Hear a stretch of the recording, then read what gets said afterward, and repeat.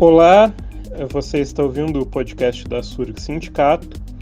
Eu sou o Frederico Duarte Bartz, técnico administrativo em educação da Faculdade de Arquitetura da URGS, coordenador de Educação Política e Sindical da SURGS e integrante do Comitê Gestor do CEDEM, Centro de Documentação e Memória da SURGS.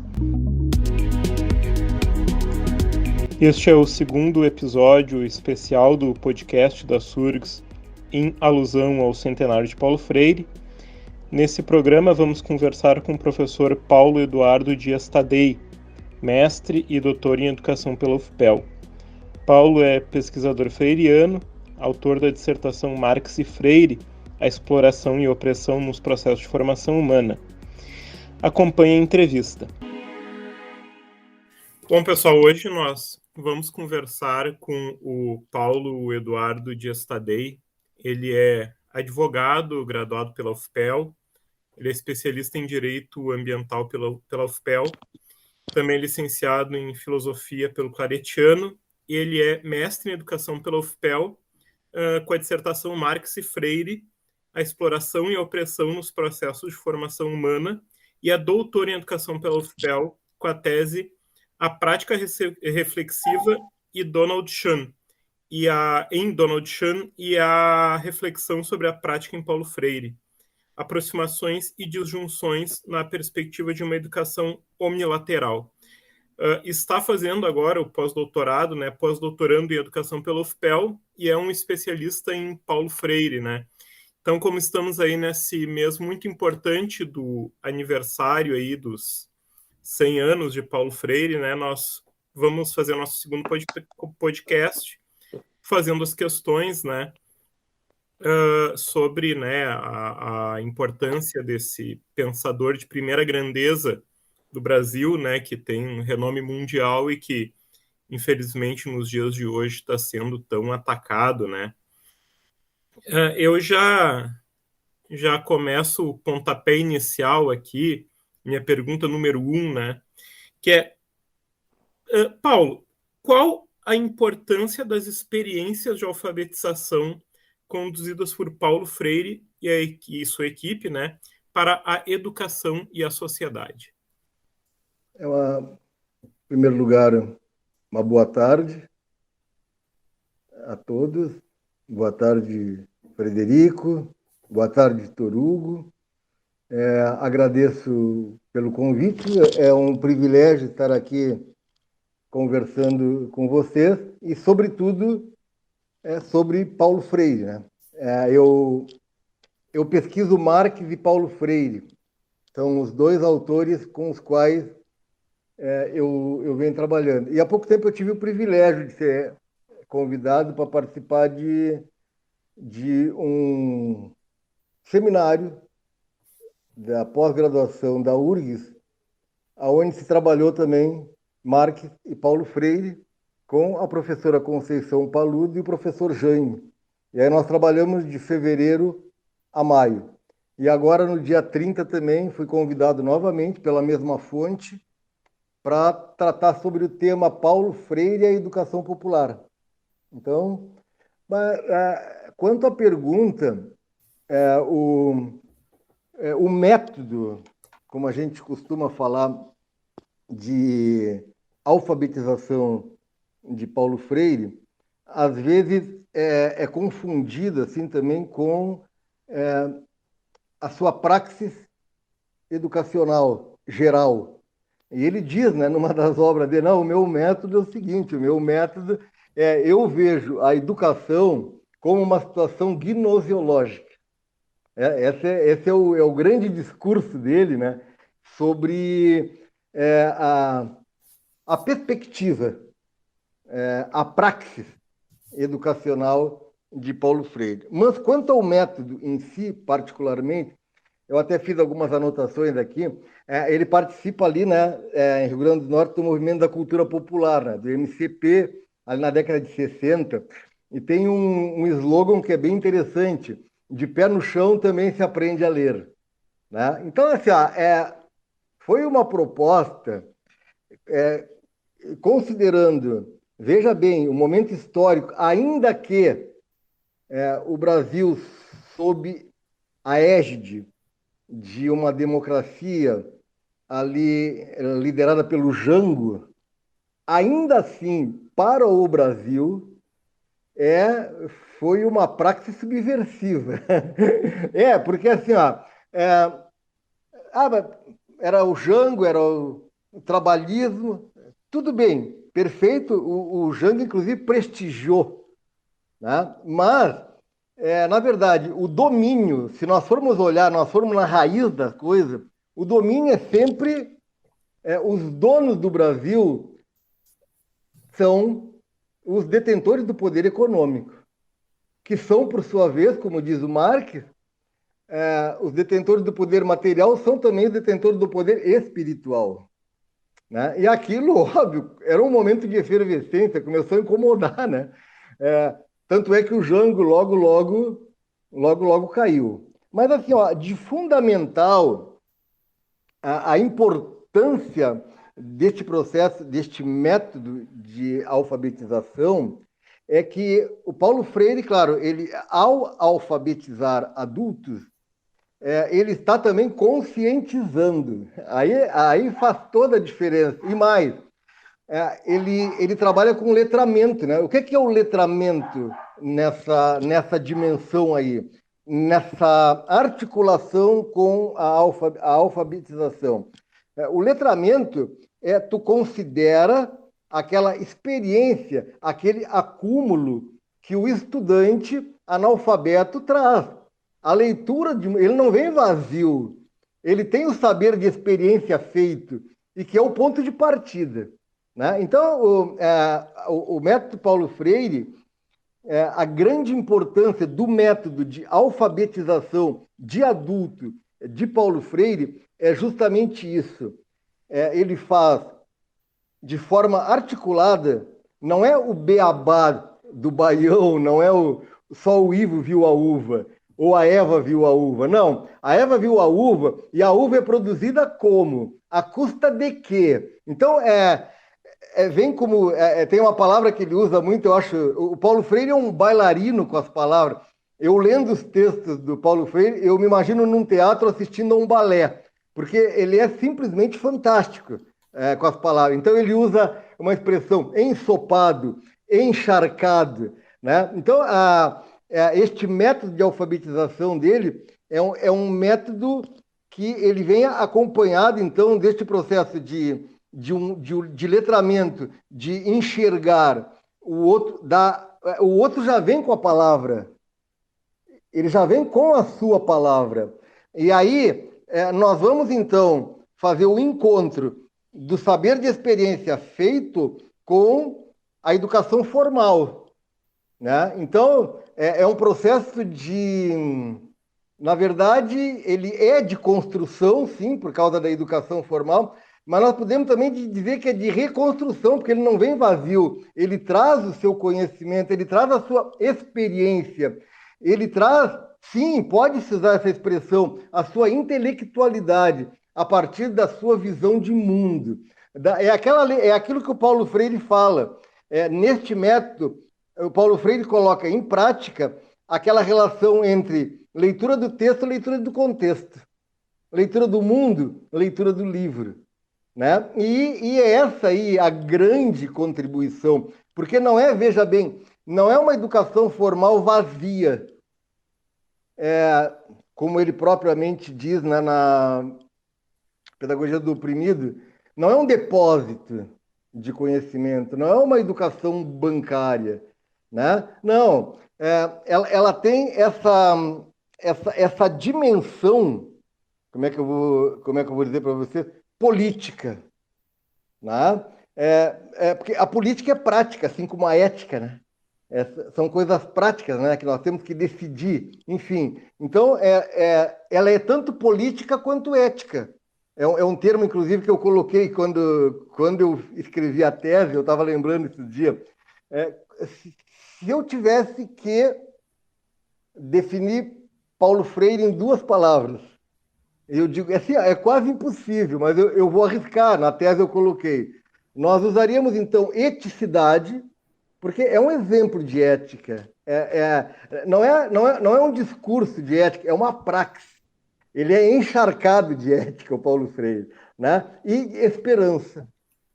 Né? O termo esperança, na perspectiva dele, não é aquela esperança vazia, aquela esperança de não, a esperança que ela vai dialogar com várias categorias, inclusive, talvez principalmente, com a categoria da utopia, como denúncia de uma situação de opressão na qual estamos imersos e anúncio de uma situação de possibilidade de superação, a emersão para, no próximo passo, a inserção como sujeito da história. Então é nesse sentido que eu acho.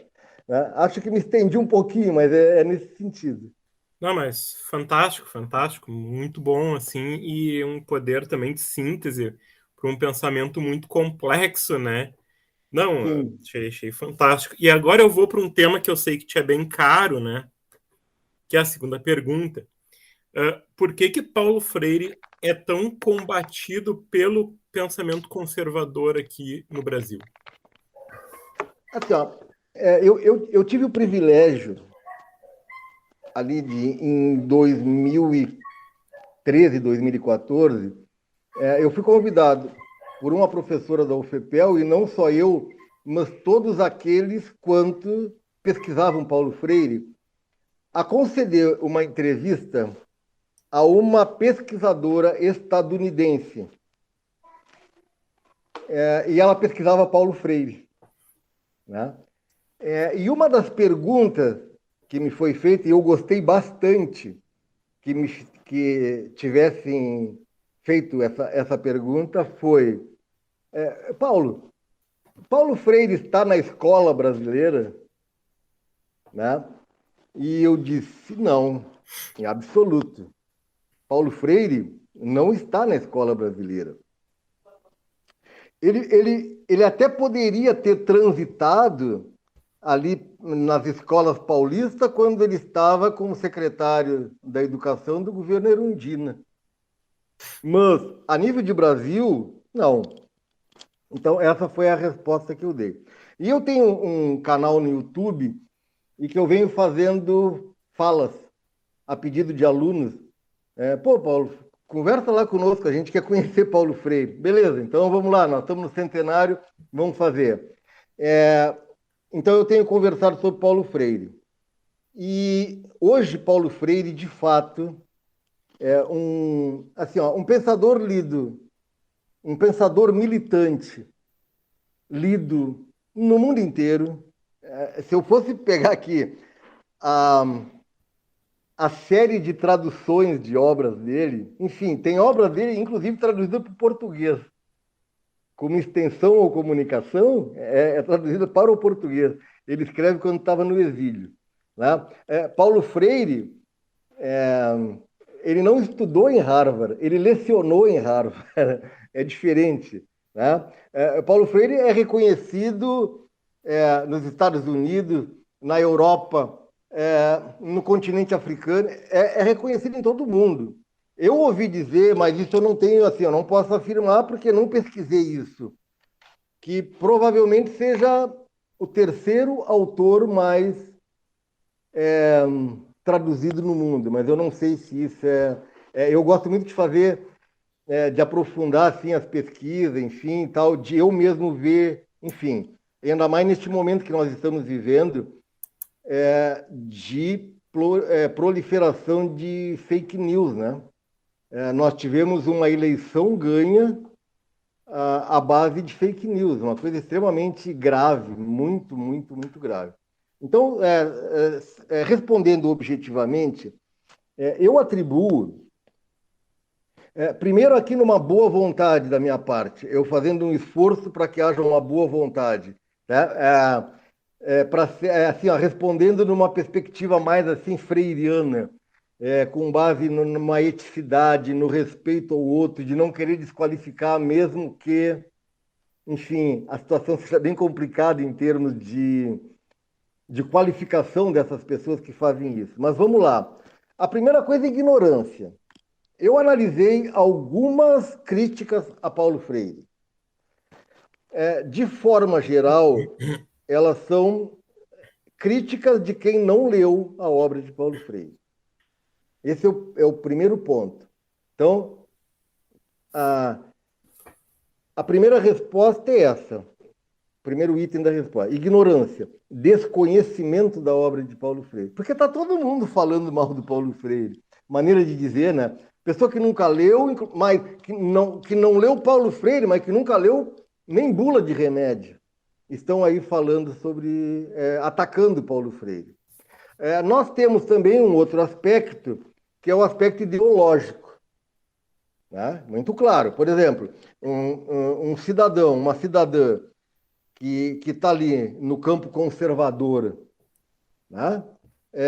Ele não vai aceitar, qualquer obra que ele leia do Paulo Freire, mesmo ali as primeiras, Educação e Atualidade Brasileira e tal, que ainda não tem incorporado, porque a partir da pedagogia do oprimido, o Paulo Freire incorpora no personalismo, no existencialismo, na fenomenologia, que estão na base de sua perspectiva teórica. Eu até tenho um texto publicado na Universidade de Santa Maria, que eu e outra colega, nós falamos então das bases teóricas do pensamento de Paulo Freire.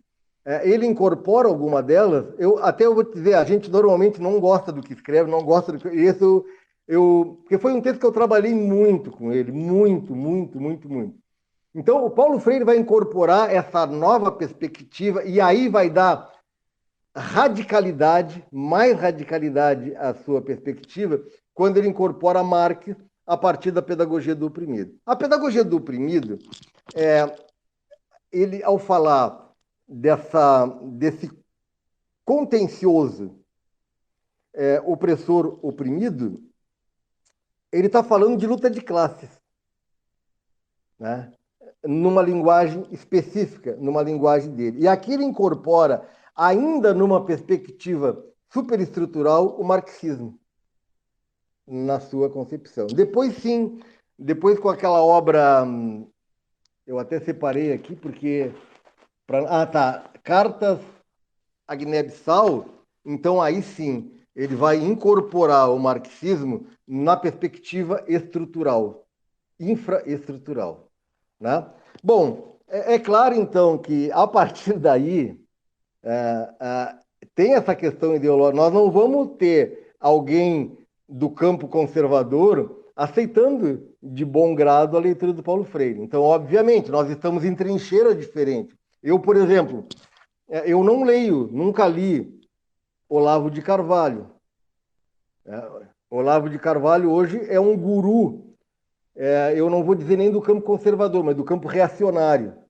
Ele é um guru deste campo. Né? Eu cheguei a ler Olavo de Carvalho em jornal. Ele andou escrevendo, era o Marcos Rolim numa tira, na mesma página, e o Olavo de Carvalho e outros da mesma perspectiva na outra tira, na mesma página. Bom, é óbvio que de um Olavo de Carvalho e seus discípulos, nós só vamos receber, em relação a Paulo Freire, críticas severas. Né? Não tem como esperar outra coisa. Então, ignorância é uma coisa, ideologia é outra coisa, e tem um terceiro aspecto que nós podemos chamar de má-fé, é um termo que a gente usa muito também na advocacia, ou malícia, que seria sinônimo. Né? Há muita malícia em relação, por exemplo, isso até pode ser passível de discussão, mas eu, por exemplo, eu não vejo como chamar Paulo Freire de comunista. Sem nenhum problema, pelo contrário, eu acho até que ser comunista no Brasil é elogio. Eu me sinto elogiado quando algum conservador me chama de comunista, e isso é praticamente todos os dias. Eu me sinto elogiado. Mas o que eu quero dizer? Que o Paulo Freire, ele não adere automaticamente nenhuma das bases filosóficas que constitui o extraordinário pensamento dele. Não, aquilo ali é uma síntese, mas é pensamento freiriano. Não é pensamento marxista, não é pensamento existencialista, embora esteja presente. É pensamento freiriano. né? É a partir de todas essas perspectivas. É porque muita gente vai dizer assim, ó, e eu mesmo dizia, e eu fiz um meia-culpa no doutorado. No mestrado, eu afirmei taxativamente que Paulo Freire, em certa medida, era eclético. Na universidade, o pessoal não gosta muito dessa. E aí, em certa medida, foi recebido como ofensa. Né? Até houve um clima meio ali entre eu e um dos avaliadores. Depois, no doutorado, estava um dos avaliadores do mestrado, apenas que eu repeti, que é um conhecedor profundo de Paulo Freire, professor Gomercindo Gigi, um grande conhecedor de Paulo Freire, e eu disse para ele assim, olha, hoje eu já não digo mais que Paulo Freire é eclético. Eu digo que Paulo Freire, a partir da articulação de várias perspectivas, ele constrói a sua perspectiva genuína, sem incorporar-se a nenhuma delas. E aquilo chamou muita atenção dele. E ele me disse, Paulo, por que tu dizes isso? Que ele não é mais eclético. E eu respondi, leitura, releitura e amadurecimento intelectual. Né? Então, eu atribuo a esses três aspectos. Claro que tem muitos outros. Dava para a gente conversar um dia do porquê desses ataques a Paulo Freire. Ignorância é o primeiro. Ignorância no sentido de desconhecer. Porque se tu não lê, como tu critica? Isso me incomoda muito. Vocês não vão ver, por exemplo, eu fazer qualquer tipo de crítica mais aprofundada a Spencer. Eu não li ele. Né? Ali, ao pai do positivismo, Comte. Eu posso fazer alguma crítica? Posso, porque eu li. Mas quem eu não li, como é que eu vou criticar o que eu desconheço? E isso, eu acho que é uma das, vamos dizer assim, é uma das causas mais fortes que tem. Eu atribuo a ignorância. Junto com ela, a questão ideológica, porque o Paulo Freire é atacado justamente porque neste conflito de perspectiva, nessa luta de classe que nós temos.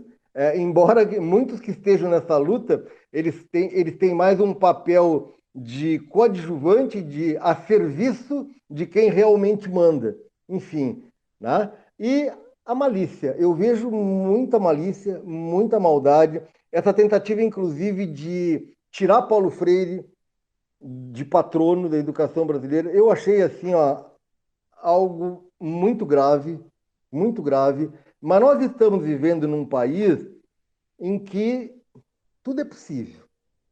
Né? Às vezes, agora mesmo com esse episódio do 7 de setembro, eu recebi vários e-mails. Paulo vai ter golpe? Paulo vai ter golpe? Aí eu resolvi então ir para o YouTube para falar sobre isso. E eu comecei assim, eu estou vindo aqui responder para todo mundo que me pergunta ali pelo WhatsApp, enfim, pelo Messenger, vai ter golpe? E eu respondi, não sei. Nós vivemos no Brasil. Até para fazer análise, agora a coisa está muito difícil. Então, assim, ó, esses três aspectos, Frederico, desconhecimento, até porque eu percebo que não há leitura para determinado tipo de crítica. Ideologia, existe crítica de pessoas que são professores universitários, doutores de direita, bom, aí é ideológico, né? Ideológico. Malícia. Agora, para encerrar, porque parece assim, que da forma que eu falo, o Paulo Freire é incriticável. Não, ele não é incriticável.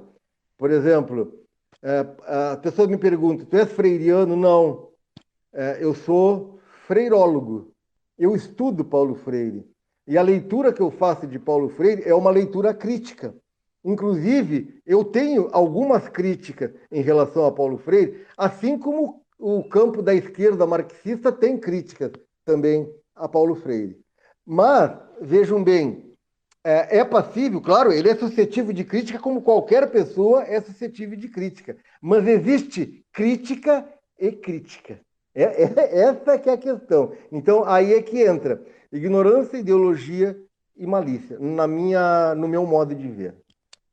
Muito bem, muito bem. E agora partindo até para a terceira pergunta, para algo que talvez nos seja caro, assim, né? Porque estamos falando aqui de uma entidade sindical, né? E da Surgs, né? Esse podcast é um podcast da Surgs Sindicato e organizado pelo Centro de Documentação e Memória da Surgs.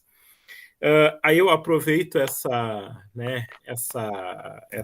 nossa situação, né, de movimento sindical para perguntar qual era a relação de Freire com as entidades e com os grupos sindicais. Acho que isso é uma coisa que para a gente é bastante importante, né? Sim, sim. Eu vou falar de um caso específico e que eu considero bem representativo, porque nós teríamos muita coisa a conversar sobre isso. Há uma dissertação na PUC de São Paulo, Paulo Freire e a Política Nacional de Formação da CUT. Dois pontos. Identidades político-pedagógicas. Autor Jeter Gomes e a primeira orientadora Ana Maria Saul. Se eu não estou enganado, essa dissertação é ali da 2001, se eu não estou enganado. O que é que ele trata? Ele faz uma sistematização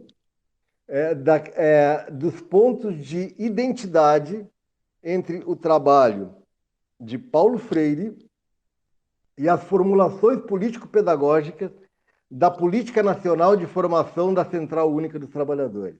Então, é bem interessante. Faz uma leitura das principais obras de Paulo Freire, assim como eu fiz para escrever a minha dissertação e a tese, das publicações da Política Nacional de Formação da CUT, dos questionários, eles aplicaram, fizeram pesquisa de campo. Esse mestrando, no caso, mestre, fez, e também entrevistas com dirigentes e formadores da CUT.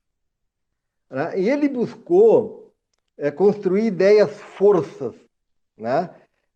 Que estivessem presentes nos pontos de intersecção aludidos.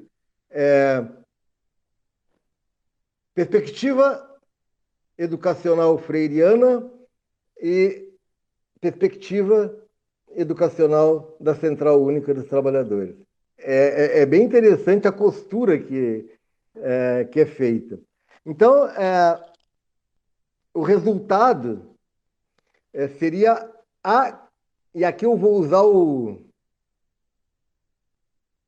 grande, né? Vou usar o adjetivo, grande influência do pensamento freiriano no pensar e no fazer pedagógicos da CUT, inclusive no processo de construção da CUT, alicerçada ali no pensamento de Paulo Freire. Bom, se nós formos estender isso para os movimentos sociais, então, né, se nós pegar ali,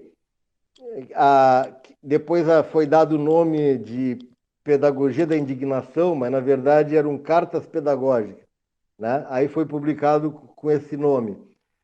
Nós temos ali uma fala dele sobre a pedagogia das marchas, aquela marcha extraordinária do MST saindo de vários pontos do Brasil numa convergência para Brasília, né? Então, o Paulo Freire dialoga com pedagogia do movimento,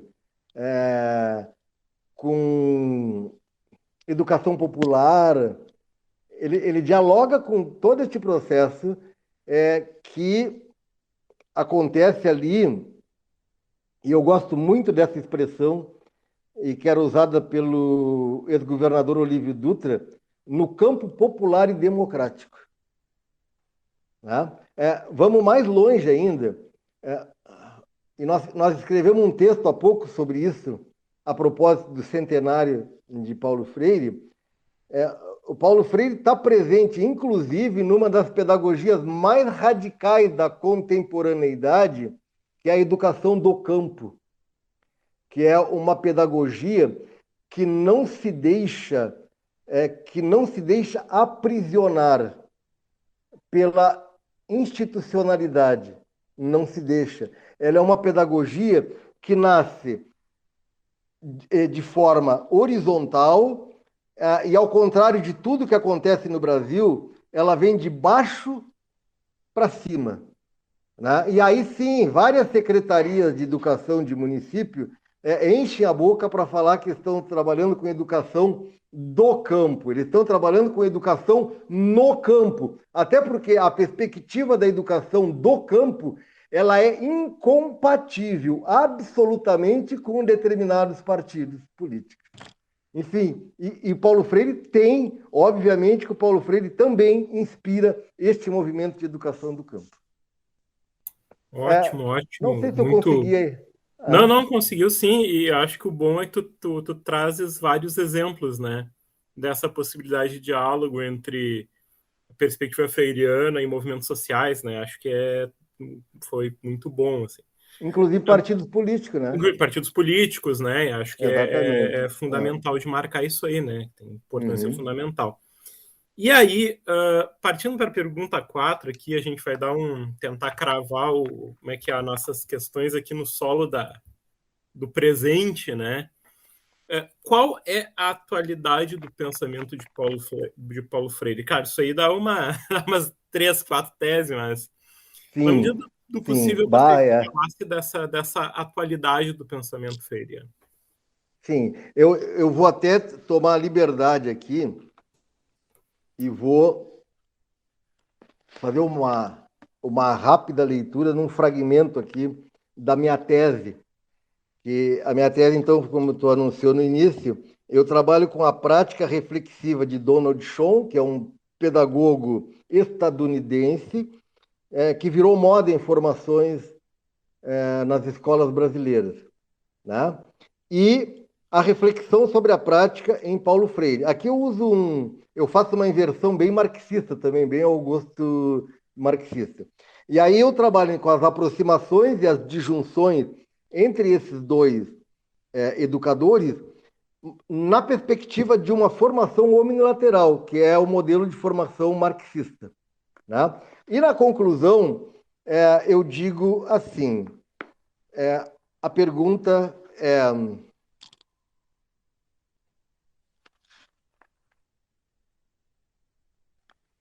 que efeitos gerais e específicos podem ser produzidos por cada uma dessas perspectivas na educação e no ensino na escola pública brasileira hoje? Parece que ela veio bem a calhar com essa pergunta. E aí eu coloco a proposta educacional de Paulo Freire, que não é aplicada na escola pública brasileira, eu sempre enfatizo muito isso, né? Se constitui numa grande contribuição para o avanço da educação das classes trabalhadoras, pelo foco em categorias como dialogicidade, problematização, conscientização, eticidade e libertação. Claro que aqui eu já tinha falado muito sobre a questão da utopia, enfim, sobre várias outras categorias de Paulo Freire. A proposta de Freire está ensopada de realidade, porque o saber de experiência feito está na base do processo de construção-socialização do conhecimento. Ele parte da realidade do estudante para a construção de sua proposta de educação libertadora. Assim, além de preparar para o trabalho, como a de Schoen, ela é voltada para a formação da consciência crítica dos estudantes, para que compreendam a realidade e, na qualidade de sujeito da história e não objetos, tenham condições de trabalhar coletivamente para a sua transformação. Então, assim, hoje nós vemos ali, a partir da. Nós começamos a viver este momento tenebroso e que eu chamo de catástrofe, eu chamo de tragédia, este momento brasileiro que nós estamos vivendo. E olha que eu, aos 4 anos, instaurada uma ditadura militar no Brasil, e essa ditadura só vai terminar ali quando eu estou terminando a faculdade de Direito na década de 80, nos primeiros 5 anos da década de 80. Né? Neste período, Frederico e Vitor Hugo, até de sala de aula eu fui tirado com 13 anos de idade para ser interrogado por causa de uma resposta que eu dei em aula. E eu vou te dizer, foi um período muito tenso, e um período de morte, de tortura, de perseguições, enfim. Todavia, e não obstante tudo isso, a qualidade dos governantes que preenchiam ali os ministérios tal, e talvez muito deles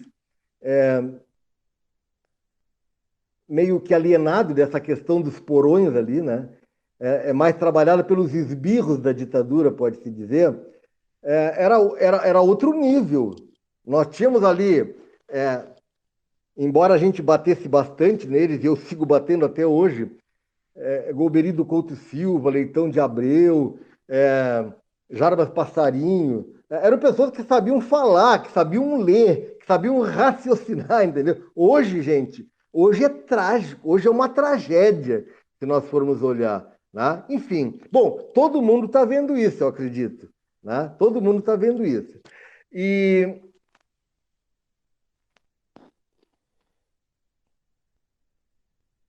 Paulo Freire, hoje, diante dessa situação, ele contribuiria assim, ó, enormemente em vários aspectos.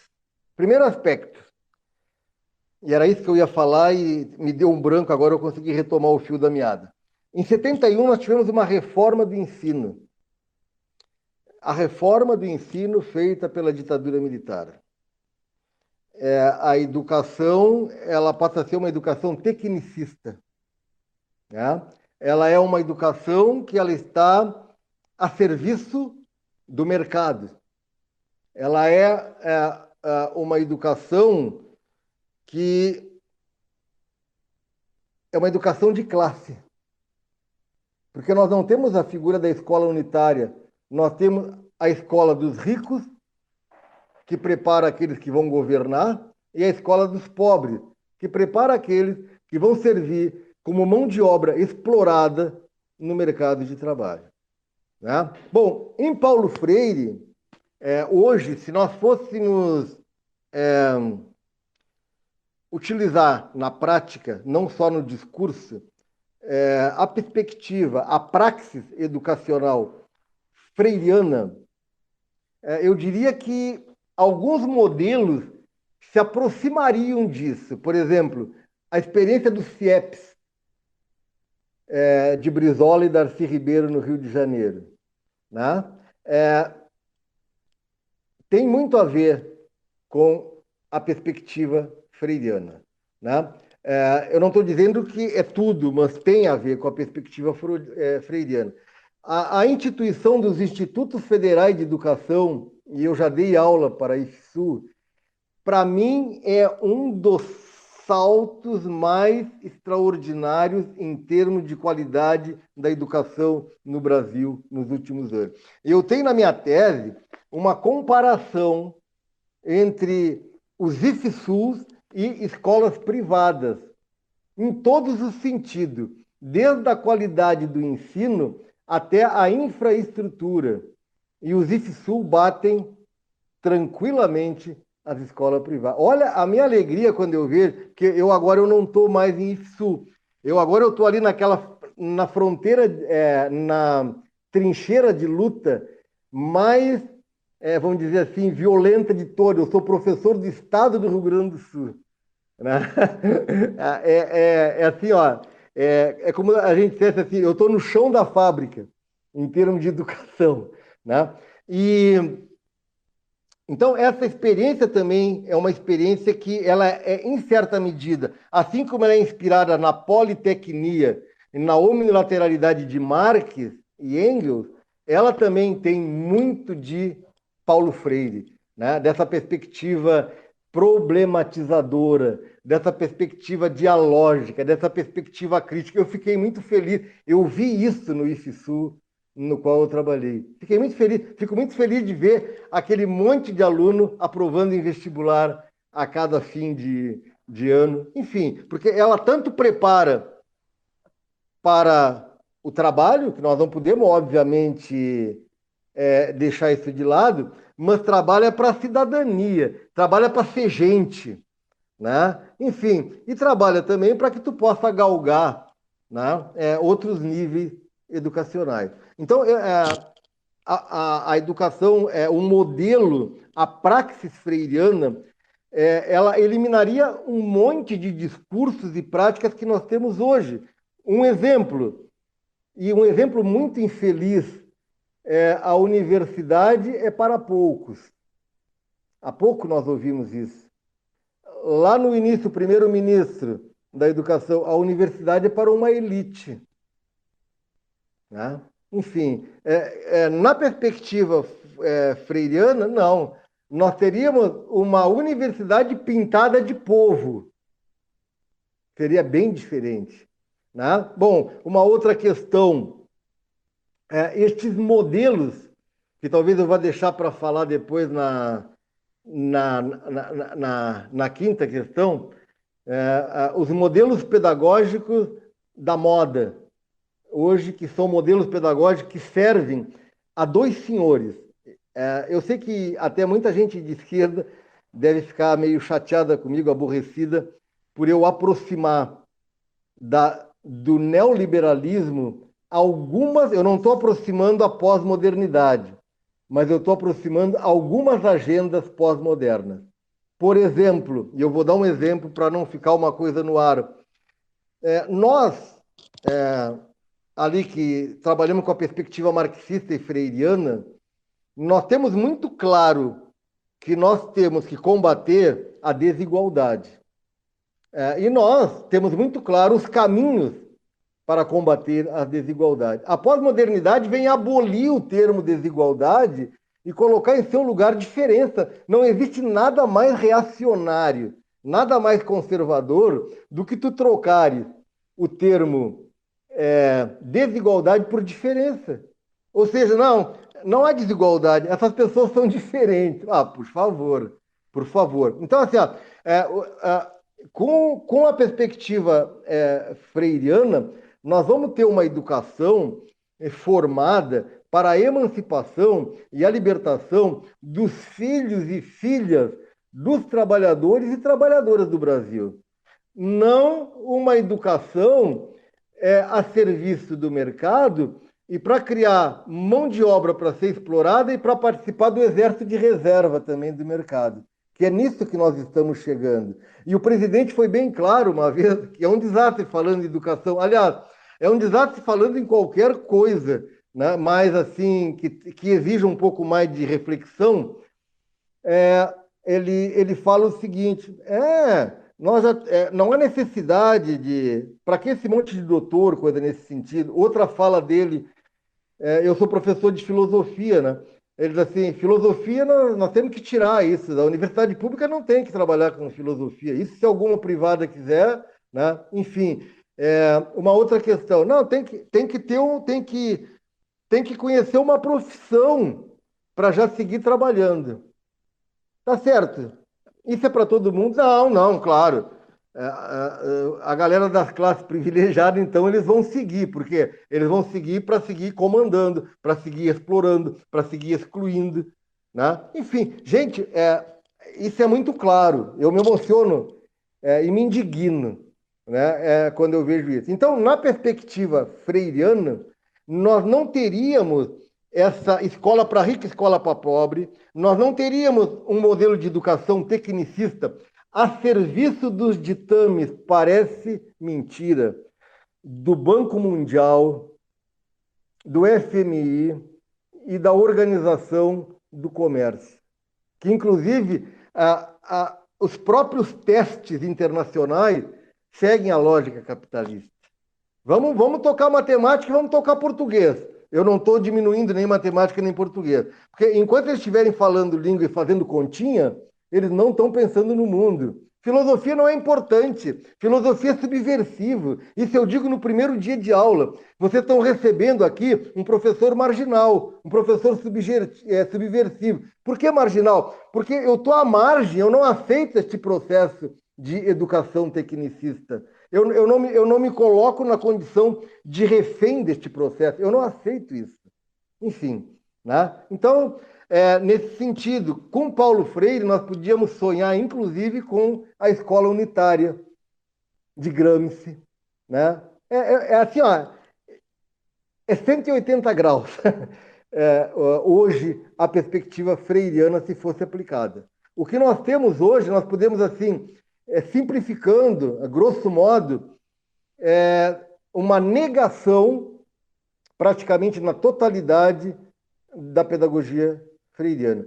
O que acontece hoje não aconteceria se Paulo Freire estivesse não só dentro da escola brasileira, mas se Paulo Freire estivesse ali norteando, vamos dizer assim, norteando as propostas educacionais das classes dominantes. É o inverso disso que nós temos hoje. Tá, eu até fico bastante, né, fiquei bastante impressionado, assim, a gente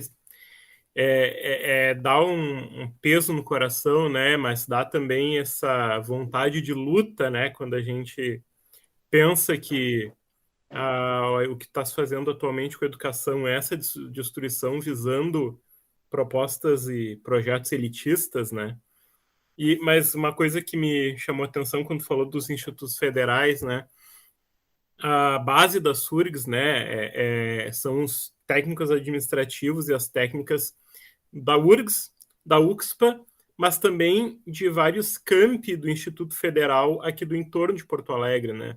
Nós temos campi Restinga, Centro, Alvorada, Canoas, Viamão, Rolante, né? E aí sabe, é bom ouvir isso e de que, de fato, tem trincheiras dessa educação de qualidade, dessa educação problematizadora. Eu vou aproveitar essa fala tua para, né, já que a gente estava vinculado ao presente, as preocupações do presente, agora vamos para o futuro, né? Aí eu te pergunto, no que a perspectiva de educação de Paulo Freire pode contribuir na superação da atual conjuntura conservadora e antipopular que o Brasil vive? Neste momento, apenas para acrescentar, que eu esqueci de acrescentar isso, é importante, neste momento ela está servindo, e aqui falando de forma bem geral, como resistência, como trincheira. Nós que estudamos Paulo Freire, nós que colocamos os nossos conhecimentos, as nossas pesquisas na trincheira que serve, e não que se serve, das classes populares, nós estamos fazendo a resistência. Então, a praxis educacional freiriana hoje,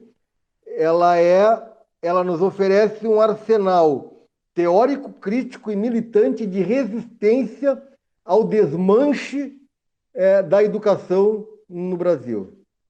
Certo? Bom, passando para o futuro. A pergunta seria no que contribuiria, né, em relação ao futuro, né? O que contribuiria em relação ao futuro é que nós teríamos a retomada da pesquisa, que agora bateram no cofre da pesquisa e raparam, né? É um país praticamente com zero investimento em pesquisa. Né? Nós retomaríamos a pesquisa,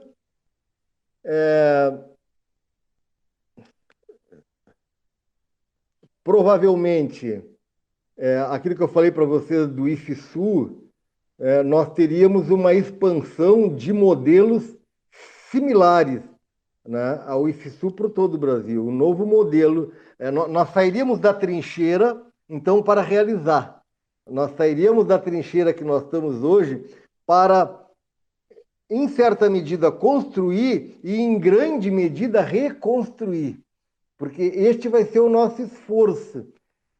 Se porventura o campo popular e democrático, por algumas de suas representações, voltar ao poder em 2022. E eu digo assim, ó, lamentavelmente, qualquer das nossas representações que voltarem ao poder, não tomem isso como crítica, é mais um desabafo. Nós vamos voltar de mão com setores das classes dominantes. Nós não vamos voltar de uma outra forma.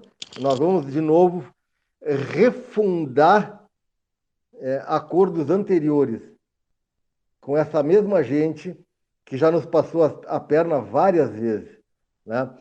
Nos passou a perna lá, ainda numa perspectiva populista, mas como diz o Paulo Freire, no populismo há uma imersão, porque pode haver manipulação, mas há também, em certa medida, esclarecimento, e a consciência anda, transita, né? Então, lá com Vargas, nos puxaram o tapete, que Vargas, em certa medida, se ele tem alguma coisa de conservador, ele também tem uma participação importante, né, no contexto do campo popular e democrático, ainda que nessa perspectiva mais populista, né? Depois, com o Jango, o mesmo processo, e agora, em 2016, novamente. E o meu grande temor é esse, porque simplesmente há um discurso de uma frente única contra Bolsonaro. E eu faço a pergunta, gente, que frente? Quem é que vai estar nessa frente? Me incomoda muito dividir esse espaço com certos partidos e com certo político. Não tem nenhum constrangimento em dizer isso, me incomoda bastante. Bom, mas a grande maioria vai dizer, Paulo, não teima, Paulo. Nós não temos outro caminho. Perfeito, perfeito, nós estamos nos afogando. Mas, certo, e aí a pergunta que eu faço é, gente, isso vai resolver por quanto tempo?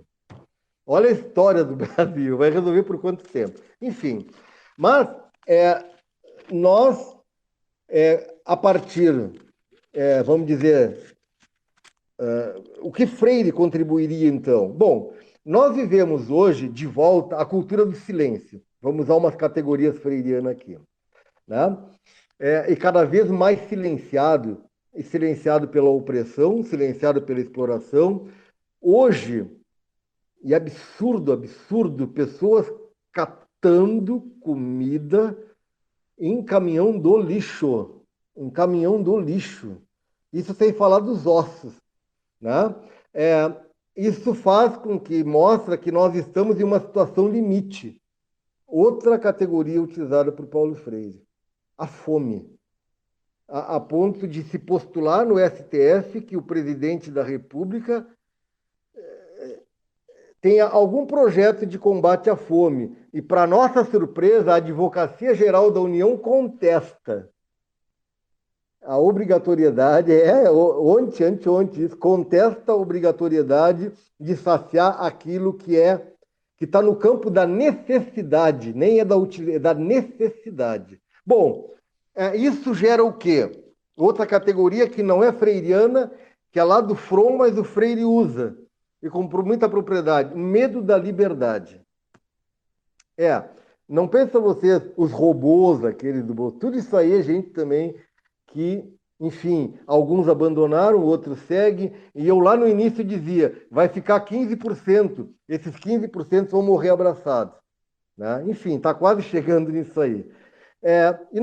E com Paulo Freire para o futuro, nós iríamos então reabrir portas, janelas, pontes, fendas, caminhos para a execução de inéditos viáveis, né? Que é também um termo bem caro a Paulo Freire, né? Novos e inéditos viáveis, denunciando a situação opressiva e anunciando essas possibilidades de superação. E aqui nós retomaríamos um projeto de educação voltado para a conscientização. Uma vez eu estava fazendo uma fala no IFE e um professor me pergunta: Paulo, como fazer para mudar isso aí? Primeira coisa, para nós organizar os trabalhadores e as trabalhadoras para a luta, eles primeiro vão ter que estar conscientes da sua situação, de oprimidos. Porque nem isso, hein? É aquela figura, hoje eu já não estou usando tanto essa expressão, mas usei bastante, do pobre de direita, que é uma contradição ontológico-ideológica. Sim, ele não tem uma vida autêntica, ele se nega. Ele se nega enquanto ser humano. Por quê? Porque ele defende o contra a si próprio. Né? Então, assim, a educação para o futuro, ou não só a educação, porque o Paulo Freire, muita gente quando pega a pedagogia do oprimido para ler, mas ele não está falando na escola. Não, gente, pedagogia é conduzir pela mão. Pedagogia é pedagogia para a vida. Essa obra está encharcada, isso aqui é um clássico, ela está encharcada de sociologia, de filosofia, de antropologia, de política e de pedagogia. Até porque nessa vasta obra de Paulo Freire, que eu me lembro, e eu afirmei isso na dissertação, nós temos 3 obras, se eu não estou enganado, para dentro da escola, que é a pedagogia da autonomia, que parece que eu estou vendo os professores como fazem comigo quando eu estou dando formação, mas dá um modelo para nós, dá uma receita. E o Paulo Freire, naquela boniteza, naquela humanidade dele, acabou, né, foi muito criticado até quando escreve a pedagogia da autonomia, que dizem que é um livro de receita, uma obra prescritiva, mas não é. O Paulo Freire, ele condensa, ele sintetiza aquilo que grande parte de colegas ou tem dificuldade de ler, ou até preguiça de ler, numa obra acessível a todos, que é a pedagogia da autonomia. Né? Enfim, e ali sim, a pedagogia da autonomia, ela vai seguir, tipo, ensinar exige rigorosidade metódica. Ela vai fazendo, sim, em certa medida, prescrições. Ensinar exige pesquisa, mas necessária essa obra, necessária. Então, assim, eu acabo falando demais, até pelo vício da filosofia. O professor de filosofia vai abrindo parênteses e chega a um ponto e pergunta para os alunos: onde é que eu estava? Porque tu abriu tanto parênteses que tu perdeu o fio. Então, voltando aqui, nós, numa perspectiva freiriana, não só a escola, porque a perspectiva freiriana ela vai para além dos muros da escola, para além dos muros da universidade, ela é um projeto de sociedade. Um projeto de sociedade cujo objetivo principal é a libertação do oprimido e da oprimida. Então, nessa perspectiva, para o futuro, se nós fôssemos aplicar hoje a praxis freiriana, nós teríamos todas as nossas ações, os nossos pensamentos, teoria, prática, prática, teoria, ação, reflexão, reflexão, ação, todas voltadas para a libertação. Né? A superação da cultura do silêncio, a superação da situação limite, a superação do medo da liberdade. O medo da liberdade, ele é muito assim de uma consciência que ela está ali refém de uma perspectiva heterônoma, sempre recebendo ordem de fora, sempre alguém te dizendo o que tu deve fazer. Não, é uma educação para a autonomia, para eu conseguir decidir, para eu conseguir pensar, mas para isso eu tenho que sair da imersão na cultura do silêncio. né? E nessa caminhada, nessa transição ali de uma semi-intransitividade, eu consegui emergir, nem que seja a princípio para uma consciência ingênua, mas que se movimenta, né? Que já está começando a enxergar, porque a conscientização em Freire, ela não é o despertar de consciência individual, por exemplo, da autoajuda, um insight, agora não. Ela é um processo coletivo de homens e mulheres e que se dá na praxis. Não existe essa conscientização fora da praxis. Então, a partir dessa conscientização, nós vamos então, e aí foi que eu respondi para esse professor lá no IFE, nós vamos formando a consciência crítica. Sem consciência crítica, nós não temos organização dos trabalhadores e das trabalhadoras. Por quê? Porque nós não nos enxergamos como sujeitos. E não nos enxergando como sujeito, e sim como objeto, nós não conseguimos visualizar as possibilidades. E as possibilidades estão, então, naquilo que o Paulo Freire vai dizer, são os inéditos viáveis. Aonde eu tenho possibilidade de avançar? Aqui eu avanço, aqui eu avanço. Na verdade, o Paulo Freire também, e ele tem uma leitura muito forte de Gramsci, para chegar nessa... É a questão da luta pela hegemonia. Eu vou corroendo as estruturas do sistema por dentro do sistema e ocupando todos aqueles espaços, e que são os inéditos viáveis. Bom, aqui eu posso avançar, eu avanço. Aqui eu posso avançar, eu avanço. É nesse sentido. Então, eu resumiria assim, ó, a contribuição de Freire em todas as áreas, né? Em especial na educação, é a construção de inéditos viáveis para aquele objetivo, aquela meta freiriana, aquilo que está lá no horizonte, que é a libertação dos homens e mulheres, né, ali das classes desfavorecidas ou subalternas, a caminhada no sentido da libertação. É isso aí. Perfeito. Agradeço aí muito a participação do Paulo. Acho que não precisa nem comentar nada, porque assim, foi uma grande aula que nós tivemos aqui, não só sobre Paulo Freire, mas também sobre as possibilidades de uma educação libertadora e pensar também pedagogia para fora dos muros da escola, né? Pedagogia como uma praxis aí que se espalha pela vida, né? Pela vida cotidiana. Acho que foi uma grande aula que tivemos aqui. E eu queria aí deixar aí para o Paulo as últimas palavras para se despedir aí, já agradecendo também, né, por essa participação aqui no nosso podcast, né? Queria que tu desse um recado final aí para o pessoal que vai te ouvir, especialmente para a nossa base, que são técnicos administrativos em educação e técnicas administrativas em educação da URGS, da UXPA e do Instituto Federal. Aí as tuas palavras aí de despedida. Certo, perfeito. Em primeiro lugar, eu quero agradecer pelo convite, né? Eu confesso para você, quando eu falei foi com o Frederico, né?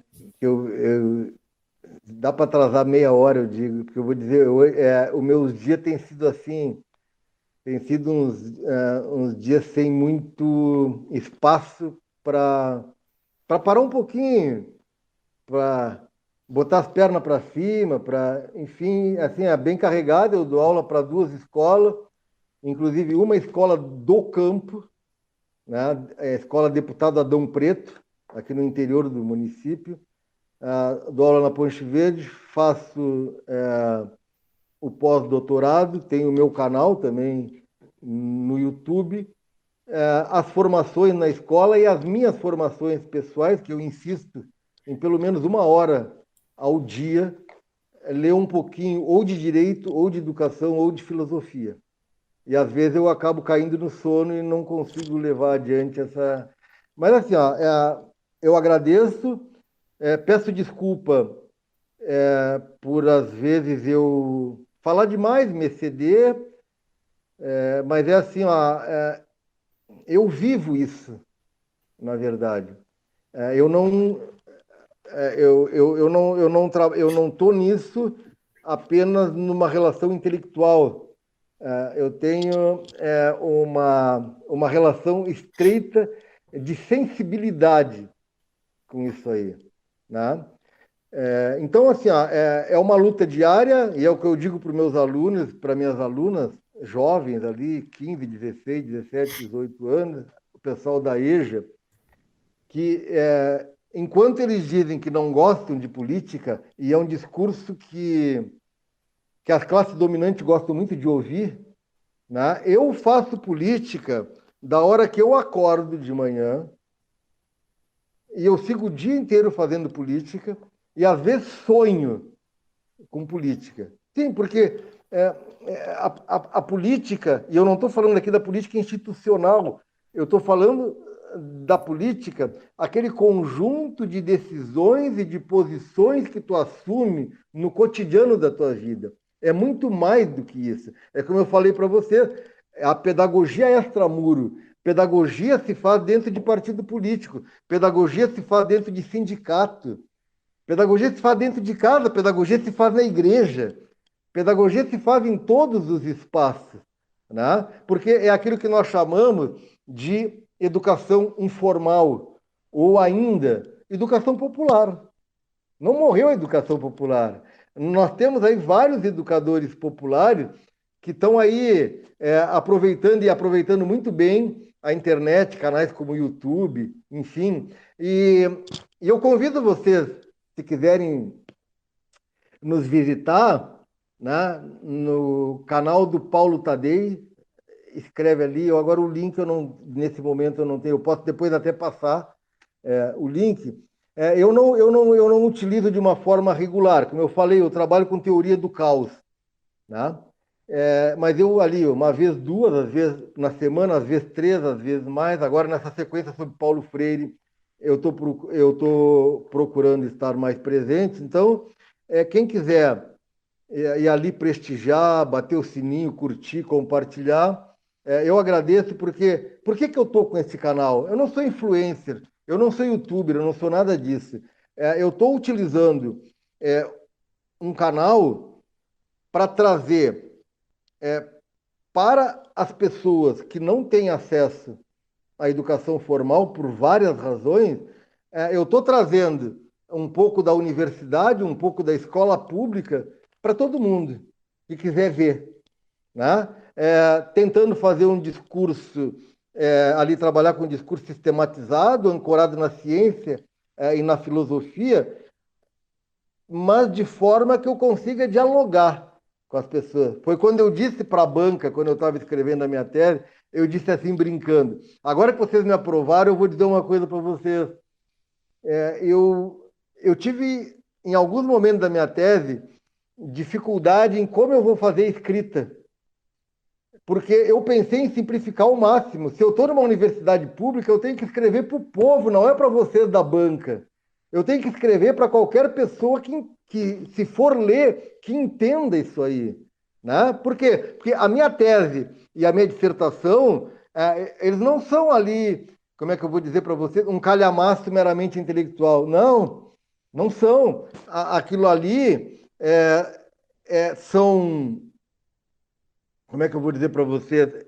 Eu estou oferecendo um arsenal teórico crítico para reflexão para essa nossa luta. Então, assim, ó, a todos os citados, enfim, a todos e a todas, né, os sindicalizados, eu deixo aqui o meu abraço a, a vocês, mais uma vez pedindo desculpa pelos meus excessos de fala. Como eu falei, eu não faço isso apenas numa perspectiva intelectual, mas também numa perspectiva estética, de sentimento, né? Isso é bastante forte em mim. E dizer o seguinte: que bom eu estar falando para uma organização sindical que sofreu um combate muito forte a partir do golpe de 2016. A intenção era destruir, a intenção era eliminar. E eu fico muito feliz em saber que vocês aí, apesar de tudo, vocês estão ali firme na trincheira, apesar de todas as medidas para destruir os sindicatos, porque sim, o sindicato é uma das tantas trincheiras que nós precisamos ter neste momento grave da vida nacional para fazer a resistência. E eu os parabenizo, eu os aplaudo e me sinto mais ainda regozijado, lisonjado por estar falando com sindicato, um núcleo de resistência, né? Um núcleo que encaminha e que faz pedagogia, encaminhando os seus filiados justamente para esse objetivo que todos nós queremos, a libertação. Libertação da opressão, libertação da exploração, libertação da exclusão. É isso, gente. Olha só, um forte abraço, um abraço solidário em cada um, em cada uma. Abraço no Frederico, abraço no Vitor Hugo e, mais uma vez, eu me sinto privilegiado com o convite de vocês. A edição especial do podcast da SURGS sobre Paulo Freire é uma ação do CEDEM, Centro de Documentação e Memória da SURGS. Apresentação, Frederico Bartz. Produção, CEDEM SURGS, Sibila Binotto e Frederico Bartz. Apoio de produção e edição, Vitor Hugo Xavier. Siga a SURGS Sindicato nas redes sociais. Estamos no YouTube, Facebook e Instagram. Fale com a gente pelo WhatsApp 51 3228 1054. Até a próxima!